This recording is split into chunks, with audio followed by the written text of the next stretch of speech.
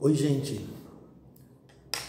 Venho até vocês para mais uma partilha da Palavra de Deus. Palavra que deve aquecer os nossos corações. Espero encontrá-los todos bem, com serenidade, com muita esperança, nessa paz que só o Senhor nos pode dar. O Evangelho de hoje, que serve um pouco como a síntese para o nosso dia, faz parte do grande discurso de Jesus que nós chamamos discurso da despedida. Ele volta para o Pai depois da ressurreição e se despede dos seus discípulos e da comunidade.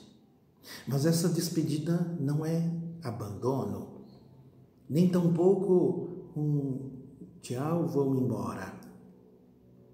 É um grande discurso de fato, porque se trata de confirmar os discípulos também no caminho que ele percorreu, caminho pascal, da ressurreição, passagem da morte para a vida, da tristeza para a alegria. Era preciso que os discípulos percorressem o caminho. Então ele vai confirmando os discípulos nesse caminho. O texto de hoje são ideias que ele vai repetindo, porque já tem dito isto com eles. E também poderia ser a pergunta que nós nos colocamos. Estamos nós vivendo, percorrendo o caminho pascal, um caminho de ressurreição de vida? Então, um caminho de metamorfose, de mudança, mas de uma mudança de uma situação para uma outra melhor, para uma situação de vida plena. Esse é o convite. Então, Jesus não vai embora sem confirmar que os discípulos estejam e que nós também estejamos nesse caminho.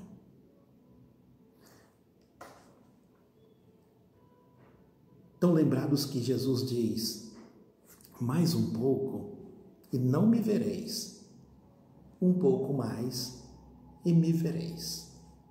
Os discípulos não entendem, mas aos poucos ele vai explicando. De qualquer forma, os estudiosos biblistas dizem que no original são dois verbos, não só o verbo ver, mas o não me vereis é um verbo, me vereis de novo é outro verbo. Para dizer que Jesus quer dizer mesmo que são duas situações diferenciadas. Uma, aquela que nós não entendemos, não estamos com Deus, não percebemos a sua presença, é mais treva. A outra é aquela em que nós então começamos a enxergar, mas não com os olhos, agora a entender, a compreender e a viver. Então, ver com a vida. Recebendo e, claro, a paz, a serenidade da compreensão, resultado da vivência da sua palavra, resultado de um percurso que nós estamos seguindo, indicado por Jesus. Viver de maneira pascal, viver de maneira tocados, iluminados pelo caminho da ressurreição. Então, há um antes e um depois. No meio tem a travessia, que nós precisamos fazer. Por isso, aqui, o grande convite é este mesmo. Mais um pouco e nós não estamos bem. Mas um pouco mais, nós teremos mudado. Há um caminho de transformação a ser feito e a vida será nova. E a vida será outra. Esta passagem, então, será a nossa vida, será a nossa existência. É marcada por uma alegria. O texto de hoje tem isso bem no centro. Para que a vossa alegria seja completa. Não é a primeira vez que Jesus fala, ele já repetiu isso, inclusive no capítulo anterior de João. A alegria plena. Então, amai-vos uns aos outros. E eu digo isto para que a minha alegria esteja em vós e a vossa alegria seja plena. Percebe um caminho marcado por uma alegria.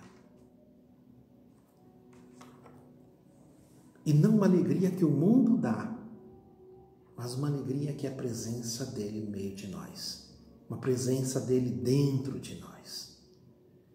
Esse seria o primeiro voto que nós vamos fazer uns aos outros. Que nós vivamos desta alegria de Deus.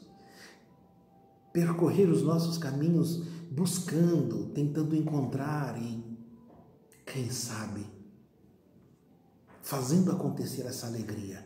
Mas uma alegria de fato interior que dê sabor, não é? Que dê sentido ao nosso viver. É claro que tem um desafio, sobretudo hoje, né? Nesse tempo que nós estamos vivendo. Como falar de alegria se nós estamos contemplando um sofrimento sem medida? É até ruim a gente olhar os noticiários de hoje, né? Dos nossos dias. É tanta dor, é tanto desespero, tanto sofrimento. Pode um cristão viver a alegria? Aqui vale a pena lembrar a figura de ontem, a figura que Jesus evoca para explicar para eles. Então serve muito para nós, que é a do parto. Ele diz, a mãe quando gera, no momento é sofrimento, é dor, as dores do parto, é sofrimento. Mas quando nasce a criança, ela já esqueceu a dor, porque a alegria é tão grande. A nossa existência é de fato um gerar contínuo. E a dor, claro que vai fazer parte, mas não é nem desejada, nem querida, nem produzida. É superada pela alegria, para usar o texto do Evangelho, por uma alegria que ninguém nos pode tirar. Então, nós atravessamos a dor na esperança e já antecipando, já experimentando a alegria, porque nós sabemos, nosso Deus está conosco. Então, de novo, o discurso de despedida não é abandono. Ele nos manda o Espírito Santo, Consolador, presença divina na vida. O texto de hoje continua repetindo, olha, o que vocês pedirem em meu nome, o Pai vai conceder. Então, de jeito nenhum nós estamos sozinhos. Na travessia, a nossa travessia é contínua, superação da dor, do sofrimento. Como a mãe, ao gerar, espera o momento da vida, precisa desse nascimento, traz a luz. Assim nós, ansiosos pela alegria e superação de tanto sofrimento.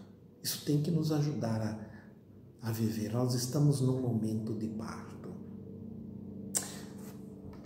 Agora, prestemos atenção nesta alegria que Jesus vem anunciando. Ele diz, amai-vos uns aos outros, para que a vossa alegria seja plena. A nossa alegria, ela é recíproca. Não tem como eu ter a minha alegria, o outro ter a alegria dele, cada um na sua. É juntos, é uma alegria de amar-nos uns aos outros, na reciprocidade. O Papa Francisco tem lembrado de vez em quando aqueles versos de uma poesia que ele encontrou. Os rios não bebem da própria água, as árvores não comem do próprio fruto, o sol não brilha para si mesmo, as flores não perfumam para si próprias. A mãe não gera para si mesma, completo eu. Olha aí o que é o atravessar para a alegria de Deus. Só quem sabe viver essa doação, essa solidariedade, vai passar da tristeza para a alegria. Então, de uma alegria que ninguém pode roubar, de uma alegria que ninguém nos pode tirar. Vamos desejar isso uns aos outros. Escolher e escutar profundamente as palavras do Cristo Jesus. Antes de tudo, para dizer, podem pedir, o Pai escuta, o Pai está presente, o Espírito que eu envio. O Deus presente vai nos ajudando a fazer a travessia que nós precisamos fazer. De uma maneira pascal mesmo. Tem a doação, tem a entrega, tem um gerar para a vida. Mas o final será uma alegria que já existe, mas que será plena e que será completa. Então que cada um de nós, quem sabe aprendendo com as mães, como gerar. Não é porque uma mãe não gera só no momento do nascimento, gera um filho para a vida, traz a luz e vai gerando até que esse filho alcance a vida plena, a luz eterna. Não acaba nunca a missão de mãe. Assim nós também aprendermos a gerar alegria, sobretudo nesse mundo de dor, sermos geradores da alegria. Nós já sabemos que a alegria de Deus Ele já pôs em nós, está dentro, porque é Deus dentro, entusiasmo, não é? É Deus dentro. Então, Ele já pôs em cada um de nós a alegria. Está lá guardada, está lá na profundeza do nosso ser. Ela precisa vir à luz. Então, aprender com as mães, eu dizia isso, a gerar a alegria, a trazer de dentro do profundo, do ventre da vida do nosso ser, do ventre do nosso ser, para a luz, para o mundo, para as pessoas, para a realidade. Sejamos geradores de alegria, de uma alegria que se completa, que se planifica em Deus, de uma alegria que nada nos pode tirar,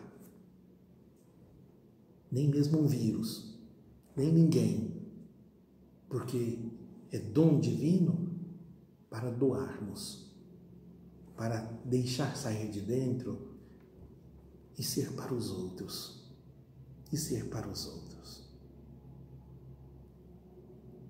Que o Senhor nos abençoe com esta alegria, para sabermos viver o momento de gerá-la agora, mesmo em dores de parto, mas não perder a esperança de que ela se planifique para todos nós. O Papa Francisco pediu que nós rezássemos nesse mês de maio a Nossa Senhora. É assim que nós concluímos. A vossa proteção, recorremos, Santa Mãe de Deus. Não nos desprezeis as nossas súplicas e em nossas necessidades, mas livrai-nos sempre de todo perigo. Ó Virgem gloriosa e bendita.